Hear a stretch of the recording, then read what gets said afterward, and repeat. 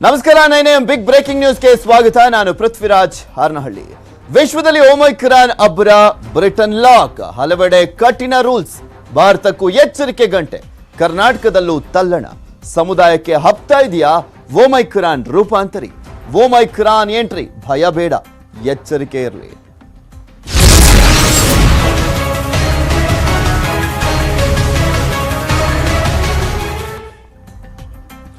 ರಾಜ್ಯದಲ್ಲಿ ಹೆಚ್ಚಾಗ್ತಾನೆ ಇದೆ ಓಮೈಕ್ರಾನ್ ನ ಟೆನ್ಷನ್ ದಿನೇ ದಿನೇ. ನಿನ್ನೆ ಒಂದೇ ದಿನ 6 ಹೊಸ ಓಮೈಕ್ರಾನ್ ಪ್ರಕರಣಗಳು ಪತ್ತೆಯಾಗಿರುವಂತದ್ದು ರಾಜ್ಯದಲ್ಲಿ. ಅದರಲ್ಲೂ ದಕ್ಷಿಣ ಕನ್ನಡದಲ್ಲೇ 5 ಓಮೈಕ್ರಾನ್ ಪ್ರಕರಣಗಳು ಪತ್ತೆ ಆದಂತಾಗಿದೆ. ಫಸ್ಟ್ 2 ಪ್ರಕರಣ, ಅದಾದ್ಮೇಲೆ 1 ಪ್ರಕರಣ, ಅದಾದ್ಮೇಲೆ 5 ಪ್ರಕರಣ, ಈಗ 6 ಪ್ರಕರಣ ನಿನ್ನೆ ವರದಿಯಾಗಿದೆ. ದಕ್ಷಿಣ ಕನ್ನಡದ 5 ಕೇಸ್ಗಳಿಗೂ ಕೂಡ ಪ್ರಯಾಣದ ಇತಿಹಾಸನೇ ಇಲ್ಲ, ಟ್ರಾವೆಲ್ ಹಿಸ್ಟ್ರಿನೇ ಇಲ್ಲ. ಒಬ್ರು ಮಾತ್ರ ಬ್ರಿಟನ್ ಇಂದ ವಾಪಸ್ಸಾದಂತ ಯುವತಿ. ರಾಜ್ಯದಲ್ಲಿ ಓಮೈಕ್ರಾನ್ ಸೋಂಕಿತರ ಸಂಖ್ಯೆ ಈ ಮೂಲಕ 14ಕ್ಕೆ ಏರಿಕೆ ಆದಂತಾಗಿದೆ. ದಕ್ಷಿಣ ಕನ್ನಡದ 5 ವಿದ್ಯಾರ್ಥಿನಿಯರಲ್ಲಿ ಸೋಂಕು ಕಾಣಿಸಿಕೊಂಡಿರುವಂತದ್ದು. 4 ಬಂಟ್ವಾಳದ ಕಾಲೇಜು ವಿದ್ಯಾರ್ಥಿನಿಯರು, ಸ್ಥಳೀಯ ವಿದ್ಯಾರ್ಥಿನಿಯಲ್ಲೂ ಕೂಡ ಓಮೈಕ್ರಾನ್ ಪತ್ತೆ ಆಗಿದೆ. ಇಲ್ಲಿಯವರೆಗೂ ಓಮೈಕ್ರಾನ್ ಪತ್ತೆ ಆಗಿರುವಂತದ್ದು 14 ರೋಗಿಗಳಲ್ಲಿ ನಮ್ಮ ರಾಜ್ಯದಲ್ಲಿ 2 ಗುಣಮುಖರಾಗಿ ಆಸ್ಪತ್ರೆಯಿಂದ ಬಿಡುಗಡೆ ಆಗಿದ್ದಾರೆ. ಇನ್ನೊಬ್ರು ಬಂದಿದ್ದಂಥವ್ರು ಸೌತ್ ಆಫ್ರಿಕಾದಿಂದ ಎಸ್ಕೇಪ್ ಆದ್ರು, ದುಬೈಗೆ ಓಡಿ ಹೋಗಿದ್ರು. ಬಂಟ್ವಾಳದ ಎಲ್ಲ 4 ಓಮೈಕ್ರಾನ್ ಪತ್ತೆಗೂ ಮುನ್ನ ಗುಣಮುಖರಾಗಿದ್ದು, ಸದ್ಯ ರಾಜ್ಯದಲ್ಲಿ 7 ಸಕ್ರಿಯ ಓಮೈಕ್ರಾನ್ ಪ್ರಕರಣಗಳಿದ್ದಾವೆ.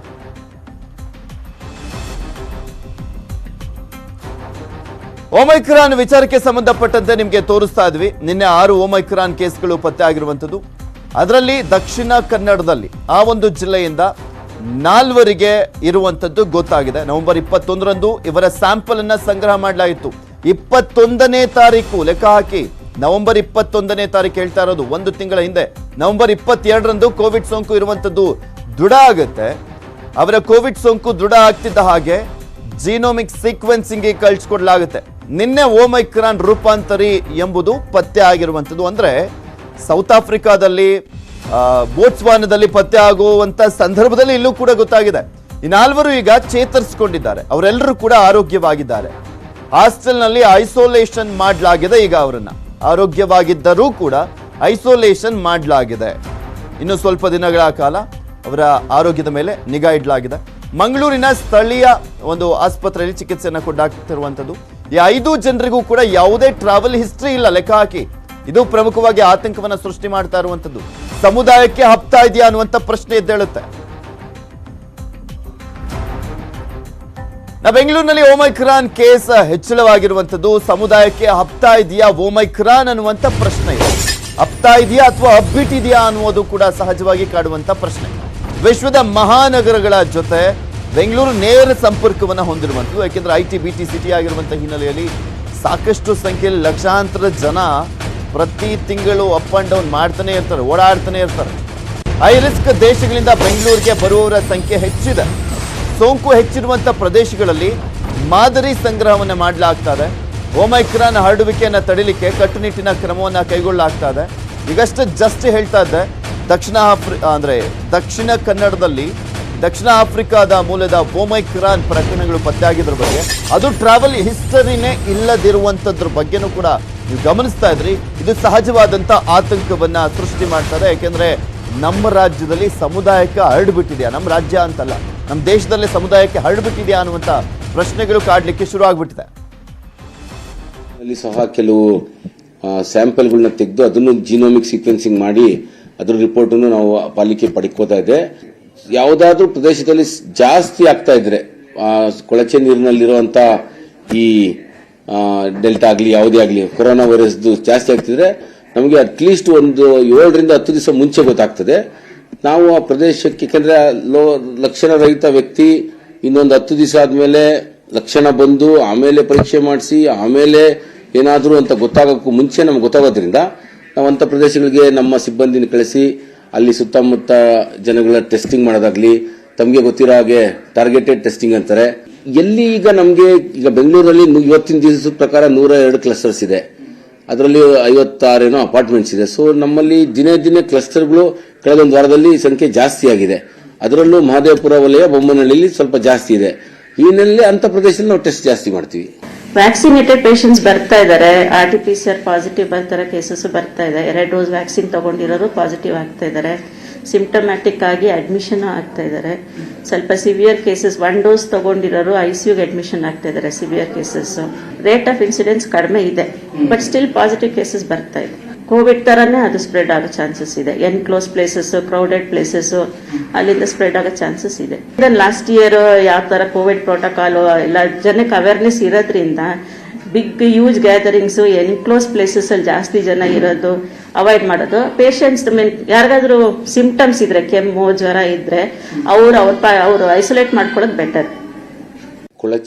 ಇದೆಲ್ಲದ್ರ ಬಗ್ಗೆ ಮತ್ತಷ್ಟು ಡೀಟೇಲ್ಸ್ ಅನ್ನ ನೀಡ್ತಾರೆ ನಮ್ಮ ಪ್ರತಿನಿಧಿ ಶರಣು ಹಂಪಿ. ನೇರ ಸಂಪರ್ಕದಲ್ಲಿ ಜಾಯ್ನ್ ಆಗ್ತಾ ಇದ್ದಾರೆ. ಶರಣು ಹಂಪಿ, ಗಮನಿಸ್ತಾ ಇದ್ವಿ ಆಕ್ಚುಲಿ ನಮಗೆ ನಮ್ಮ ರಾಜ್ಯದಲ್ಲಿ, ಇಡೀ ದೇಶದಲ್ಲೇ ಫಸ್ಟ್ ಪತ್ತೆ ಆಗಿದ್ದು ಒಮೈಕ್ರಾನ್ ಪ್ರಕರಣ ರಾಜ್ಯದಲ್ಲಿ.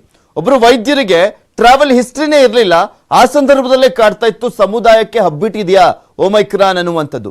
ಈಗ ದಕ್ಷಿಣ ಕನ್ನಡದ ಒಂದು ಕೇಸಸ್ಗಳ ಎಕ್ಸಾಂಪಲ್ ಅನ್ನ ತಗೊಂಡಂತ ಸಂದರ್ಭದಲ್ಲಿ ಅದಿನ್ನಷ್ಟು ಜಾಸ್ತಿ ಆಗ್ತಾ ಇದೆ, ಪುಷ್ಟಿ ನೀಡಿದಂತ ಆಗ್ತಾ ಇದೆ. ಏನ್ ಹೇಳ್ತಾ ಇದ್ದಾರೆ ತಜ್ಞರು ಈ ವಿಚಾರಕ್ಕೆ ಸಂಬಂಧಪಟ್ಟಂತೆ? ಯಾವ ರೀತಿಯಾದಂತಹ ಮುಂಜಾಗ್ರತಾ ಕ್ರಮಗಳನ್ನ ಕೈಗೊಳ್ತಾ ಇದೆ ಸರ್ಕಾರ?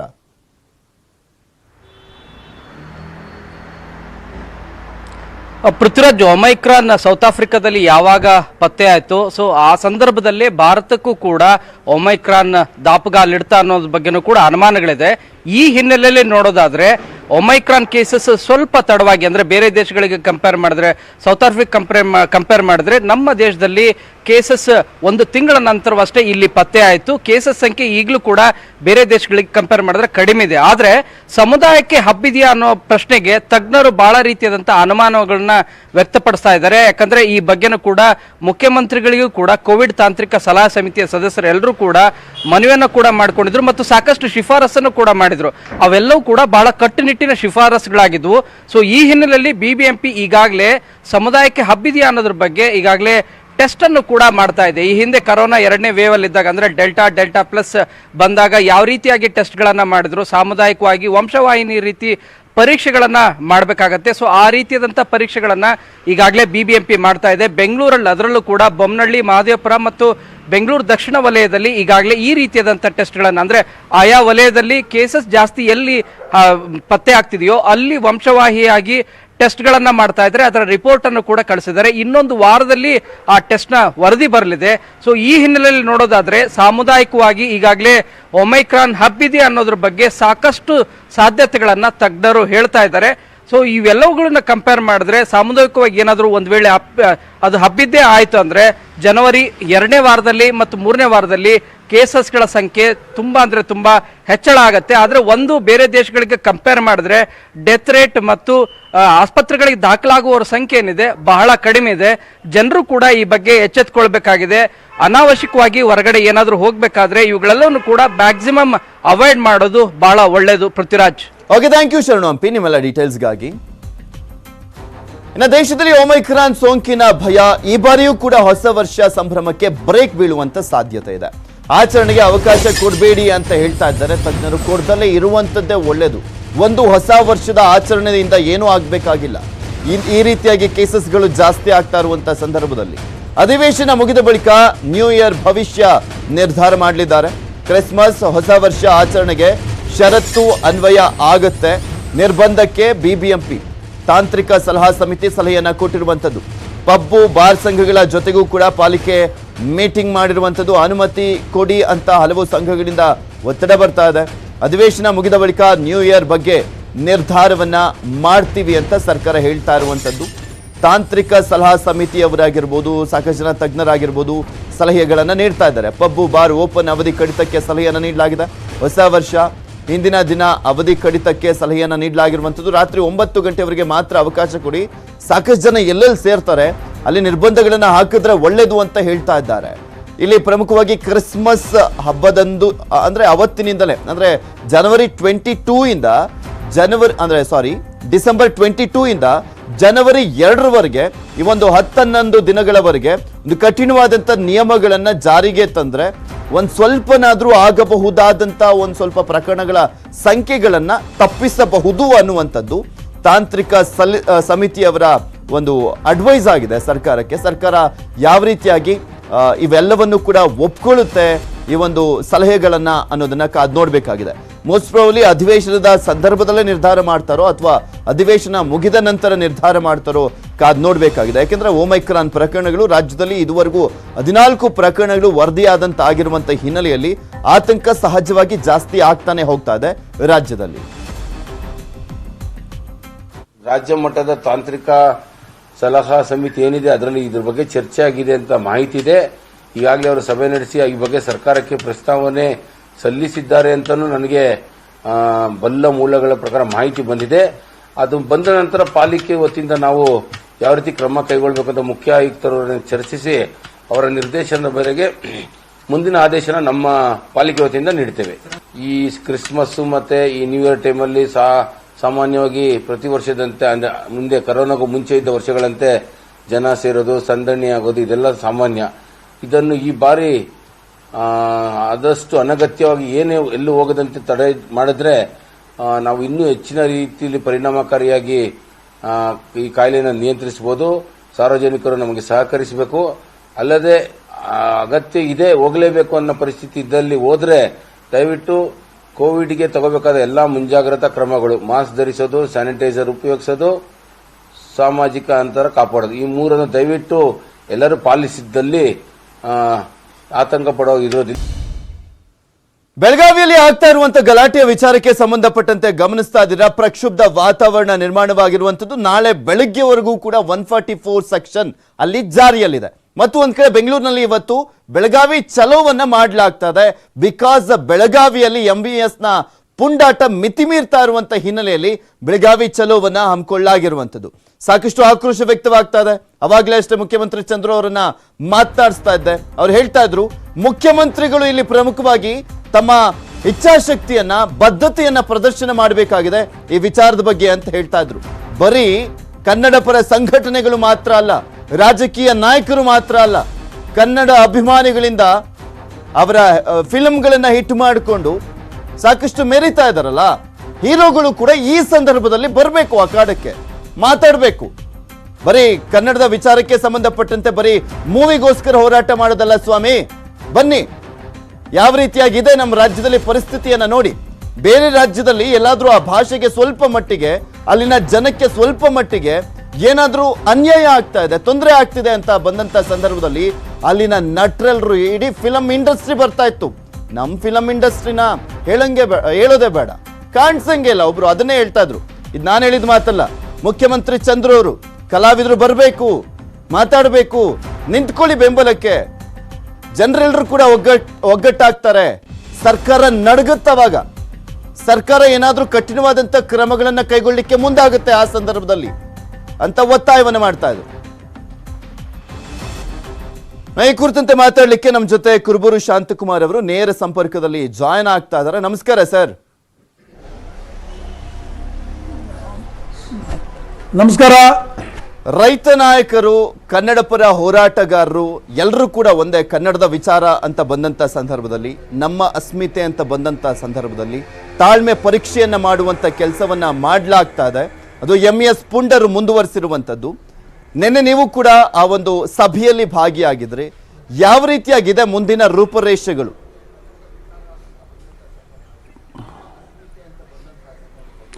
ಏನಿಲ್ಲ, ಕನ್ನಡ ನಾಡಿನ ಜಲವನ್ನ ಮತ್ತು ನಾಡಿನ ಭಾಷೆಯನ್ನ ರಕ್ಷಣೆ ಮಾಡಲಿಕ್ಕೆ ಕರ್ನಾಟಕದ ಜನ ಎಲ್ಲರೂ ಕೂಡ ಸಿದ್ಧರಿದ್ದೀವಿ. ಇವತ್ತು ಯಾವುದೇ ಭಾಷೆ ವಿಚಾರ ಬರಲಿ, ನೀರಿನ ವಿಚಾರ ಬರಲಿ, ಭೂಮಿ ವಿಚಾರ ಬರಲಿ, ರಾಜ್ಯ ಸರ್ಕಾರರು ಕೂಡ ಈ ರಾಜ್ಯದ ಜನರನ್ನು ರಕ್ಷಣೆ ಮಾಡುವಂಥ ಕ್ರಮಗಳನ್ನು ಕೈಗೊಳ್ಳಬೇಕಾಗ್ತದೆ. ಯಾರು MVSನವರು ಇವತ್ತೇನು ನಮ್ಮ ಸಂಗೊಳ್ಳಿ ರಾಯನ ಪ್ರತಿಮೆಗೆ ಅವಮಾನವನ್ನು ಮಾಡಿದ್ದಾರೆ, ಅದನ್ನು ಒಂದು ಭಗ್ನವನ್ನು ಮಾಡಿದ್ದಾರೆ, ಇದು ನಿಜವಾಗ್ಲೂ ಕೂಡ ಖಂಡನೀಯ ಅಂತ ಹೇಳಲಿಕ್ಕೆ ನಾನು ಬಯಸ್ತೇನೆ. ಇವತ್ತು MVSನವರು ಕರ್ನಾಟಕದಲ್ಲಿ ವಾಸ ಮಾಡ್ತಿದ್ದೀವಿ ಅನ್ನೋದನ್ನು ಮರೆತು ಕನ್ನಡದ ನೆಲದಲ್ಲಿ ಕುಳಿತುಕೊಂಡು ಕನ್ನಡದ ನೆಲಕ್ಕೆ ಅಪಮಾನ ಮಾಡುವಂಥ ಕೆಲಸವನ್ನು ಮಾಡ್ತಾ ಇದ್ದಾರೆ. ಅದಕ್ಕಾಗಿ ನಿನ್ನೆ ನಾವು ಕರ್ನಾಟಕ ರಕ್ಷಣಾ ವೇದಿಕೆ ಮತ್ತಿತರ ಸಂಘಟನೆಗಳ ಜೊತೆಯಲ್ಲಿ ಸೇರಿದಂಥ ಸಭೆಯಲ್ಲಿ ನಾನು ಕೂಡ ಭಾಗವಹಿಸಿ ಕರ್ನಾಟಕದ ರೈತರ ಪರವಾಗಿ ಸಂಪೂರ್ಣ ಬೆಂಬಲವನ್ನು ಕೊಡ್ತೇವೆ ಅನ್ನುವಂಥ ಮಾತನ್ನು ಹೇಳಿದ್ದೇವೆ. ಇವತ್ತು ಏನು ಬೆಳಗಾವಿಗೆ ಹೋಗುವಂಥ ಕಾರ್ಯಕ್ರಮವನ್ನು ಹಮ್ಮಿಕೊಂಡಿದ್ದಾರೆ, ಅವ್ರಿಗೂ ಕೂಡ ನಮ್ಮ ಸಂಘಟನೆಯ ಮುಖಂಡರುಗಳಿಗೆ ನಾವು ಸೂಚನೆಯನ್ನು ಕೊಟ್ಟಿದ್ದೇವೆ. ನೀವು ಅವರಿಗೆ ಬೆಂಬಲವನ್ನು ಕೊಡಬೇಕು ಅನ್ನುವಂಥ ವಿಚಾರವನ್ನ ಹೇಳ್ತಾ, ಸರ್ಕಾರ ತಕ್ಷಣವೇ ಏನು ನಮ್ಮ ಸಂಗೊಳ್ಳಿ ರಾಯಣ್ಣನ ಪ್ರತಿಮೆಗೆ ಏನು ಭಗ್ನವನ್ನ ಮಾಡಿದಂಥ ಕಿಡಿಗಳಿದ್ದಾರೆ ಅವರ ಮೇಲೆ ಕಠಿಣ ಕ್ರಮವನ್ನು ಕೈಗೊಳ್ಳಬೇಕು. ಮತ್ತು ಪದೇ ಪದೇ ಬೆಳಗಾವಿ ನೆಲದಲ್ಲಿ ಏನು ಕನ್ನಡ ಧ್ವಜಕ್ಕೆ ಅಪಮಾನ ಮಾಡುವಂಥದ್ದು, ಕರ್ನಾಟಕದ ಭಾಷೆಗಳಿಗೆ ತೊಂದರೆ ಮಾಡುವಂಥದ್ದು ಮಾಡ್ತಕ್ಕಂಥ ಯಾರಿದ್ದಾರೆ ಅವರು ಗೂಂಡಾಗಳು ಅಂತೇಳಿ ಟ್ರೀಟ್ ಮಾಡಿ ಅವರ ಮೇಲೆ ಕಠಿಣ ಕ್ರಮವನ್ನು ಕೈಗೊಳ್ಳಬೇಕು ಅಂತಕ್ಕಂಥ ವಿಚಾರವನ್ನ ಹೇಳಲಿಕ್ಕೆ ನಾನು ಬಯಸ್ತೇನೆ. ಇದು ಕೇವಲ ನಾರಾಯಣಗೌಡರು ಅಥವಾ ಪ್ರವೀಣ್ ಶೆಟ್ಟಿಯವರ ಹೋರಾಟ ಅಲ್ಲ, ಕನ್ನಡ ನಾಡಿನ ಪ್ರತಿಯೊಬ್ಬರ ಹೋರಾಟ ಆಗ್ತದೆ. ಇವತ್ತು ಕಾವೇರಿ ನೀರಿನ ಹೋರಾಟ ಬರಲಿ, ಮೇಕೆದಾಟು ಹೋರಾಟ ಬರಲಿ, ಎಲ್ಲ ವಿಚಾರದಲ್ಲೂ ಕೂಡ ನಾವೆಲ್ಲ ರಕ್ಷಣೆ ಮಾಡುವಂಥ ಕ್ರಮಗಳನ್ನು ಹೋರಾಟಕ್ಕೆ ಬೆಂಬಲವನ್ನು ಕೊಡಬೇಕು ಅಂತಕ್ಕಂಥ ಮಾತನ್ನ ಹೇಳಲಿಕ್ಕೆ ನಾನು ಬಯಸ್ತೇನೆ. ಸರ್, ಇಲ್ಲಿ ಪ್ರಮುಖವಾಗಿ ನಾವು ನೋಡ್ತಾ ಇದ್ವಿ, ತುಂಬಾ ಖುಷಿ ಆಯ್ತು ಸರ್. ನಿನ್ನೆ 6 ಗಂಟೆಗೆ ಸಭೆಗೆ ರೈತ ಸಂಘದ ನಾಯಕರುಗಳು ಎಲ್ಲರೂ ಕೂಡ ಬಂದಿದ್ರು. ಯಾರಿಗೂ ಪ್ರತಿಷ್ಠೆ ಇಲ್ಲ, ಒಣ ಪ್ರತಿಷ್ಠೆ ಇಲ್ಲ. ಕನ್ನಡಕ್ಕೋಸ್ಕರ ನಾವೆಲ್ಲರೂ ಕೂಡ ಒಂದೇ, ರೈತರು ಕೂಡ ಕನ್ನಡಿಗರು, ಎಲ್ಲರೂ ಕೂಡ ಕನ್ನಡಿಗರು.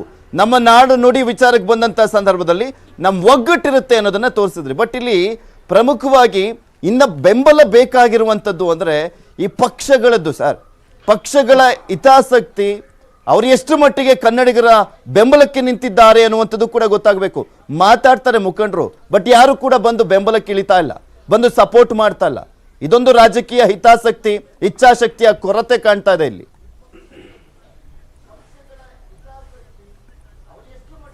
ನೋಡಿ, ನಾವು ರೈತರು ಹೋರಾಟ ಮಾಡಿದಂಥ ಸಂದರ್ಭದಲ್ಲಿ ನಮ್ಮ ಹೋರಾಟಕ್ಕೆ ಸಂಪೂರ್ಣವಾಗಿ ಕನ್ನಡ ಪರ ಸಂಘಟನೆಗಳು, ರಾಜ್ಯದ ಎಲ್ಲ ಸಂಘಟನೆಗಳು, ಎಲ್ಲ ಜನರು ನಮ್ಮ ರೈತರ ಹೋರಾಟಕ್ಕೆ ಬೆಂಬಲವನ್ನು ಕೊಟ್ಟಿದ್ದಾರೆ.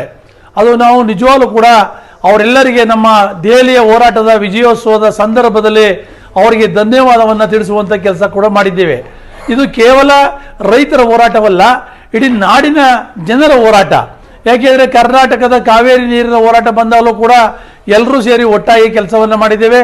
ಮತ್ತು ಮೇಕೆದಾಟಿನ ವಿಚಾರದಲ್ಲಿ ಬಂದಾಗಲೂ ಕೂಡ, ಮತ್ತು ಮಹದಾಯಿ ನದಿ ನೀರಿನ ವಿಚಾರ ಬಂದಾಗಲೂ ಕೂಡ ನಾವೆಲ್ಲ ಒಟ್ಟಾಗಿ ಹೋರಾಟವನ್ನು ಮಾಡಿ ರಾಜ್ಯದ ರಕ್ಷಣೆಯನ್ನು ಮಾಡುವಂಥ ಕೆಲಸವನ್ನು ಮಾಡಿದ್ದೇವೆ. ಹೋರಾಟಗಾರರು ನೆಲ, ಜಲ ಮತ್ತು ಭಾಷೆಯ ಬಗ್ಗೆ ಸದಾ ಹೋರಾಟಕ್ಕೆ ಬೆಂಗಾವಲಾಗಿ ನಿಲ್ತೇವೆ ಅನ್ನುವಂಥ ವಿಚಾರವನ್ನು ನಾನು ಹೇಳಲಿಕ್ಕೆ ಬಯಸ್ತೇನೆ. ಏನು ಹಿಂದೆ ಡಾಕ್ಟರ್ ರಾಜ್ಕುಮಾರ್ ಅವರು ಗೋಕಾಕ್ ಹೋರಾಟವನ್ನು ಮಾಡಿದಂಥ ಸಂದರ್ಭದಲ್ಲಿ ಕರ್ನಾಟಕದಲ್ಲಿ ದೊಡ್ಡ ಕಾಳೆಯನ್ನು ಊದುವಂಥ ಕೆಲಸ ಆಯಿತು, ಕರ್ನಾಟಕದ ಹಿತರಕ್ಷಣೆ ಮಾಡುವಂಥ ಕೆಲಸ ಆಯಿತು. ಅದೇ ರೀತಿಯ ಚಳುವಳಿ ಇವತ್ತು ಕೂಡ ಕನ್ನಡದ ನೆಲದಲ್ಲಿ ನಡಿಬೇಕು. ಈ ದಿಕ್ಕಿನಲ್ಲಿ ಎಲ್ಲ ಕನ್ನಡ ಪರ ಸಂಘಟನೆಗಳು ಒಟ್ಟಾಗಿ ಕೆಲಸವನ್ನ ಮಾಡಬೇಕು. ನಾವು ಕೂಡ ಅವ್ರ ಜೊತೆ ಇರ್ತೇವೆ ಅನ್ನುವಂಥ ಮಾತನ್ನ ಹೇಳಲಿಕ್ಕೆ ನಾನು ಬಯಸ್ತೇನೆ. Thank you so much sir. ನಿಮ್ಮ ಹೋರಾಟ ಯಶಸ್ವಿ ಆಗಲಿ. ನಿಮ್ಮ ಹೋರಾಟ ಒಗ್ಗಟ್ಟಿನಿಂದ ಸರ್ಕಾರ ಅಟ್ಲೀಸ್ಟ್ ಈಗಲಾದ್ರೂ ಮಂಡಿಯವ್ರು ನಿಂತ್ಕೊಳ್ಳಿ ಅನ್ನೋದೇ ನಮ್ಮ ಆಶಯ. Thank you so much News 18 ಜೊತೆ ಮಾತನಾಡಿದಕ್ಕೆ. ಮತ್ತಷ್ಟು ಸುದ್ದಿಯನ್ನು ನಿಮ್ಮ ಮುಂದೆ ಇಡ್ತಾ ಹೋಗ್ತೀನಿ, ಆದ್ರೆ ಅದಕ್ಕೂ ಮುಂಚೆ ಒಂದು ಸ್ಮಾಲ್ ಬ್ರೇಕ್.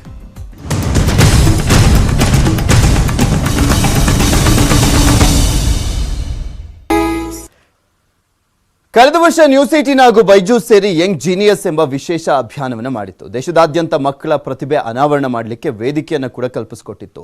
ಕಲೆ, ಸಾಹಿತ್ಯ, ವಿಜ್ಞಾನ, ಸಂಗೀತ, ಕ್ರೀಡೆ ಹೀಗೆ ನಾನಾ ಕ್ಷೇತ್ರಗಳ ಸಾಧಕ ಮಕ್ಕಳನ್ನ ಈ ಅಭಿಯಾನದಲ್ಲಿ ಗುರುತಿಸಿ ದೇಶಕ್ಕೆ ಪರಿಚಯವನ್ನು ಮಾಡಿಕೊಟ್ಟಿತ್ತು. ಇದೀಗ ಶೀಘ್ರದಲ್ಲೇ ಯಂಗ್ ಜೀನಿಯಸ್ ಸೀಸನ್ 2 ನಿಮ್ಮ ಮುಂದೆ ಬರ್ತಾ ಇದ್ದು. ನಿಮ್ಮ ಮಕ್ಕಳಲ್ಲೂ ವಿಶೇಷ ಪ್ರತಿಭೆಯನ್ನು ಹೊಂದಿದ್ರೆ ಈಗಲೇ news18.com/younggenius ಅಥವಾ ಬೈಜೂಸ್ ಆಪ್ ಅನ್ನು ಡೌನ್ಲೋಡ್ ಮಾಡಿ ರಿಜಿಸ್ಟರ್ ಮಾಡಿಸಿ.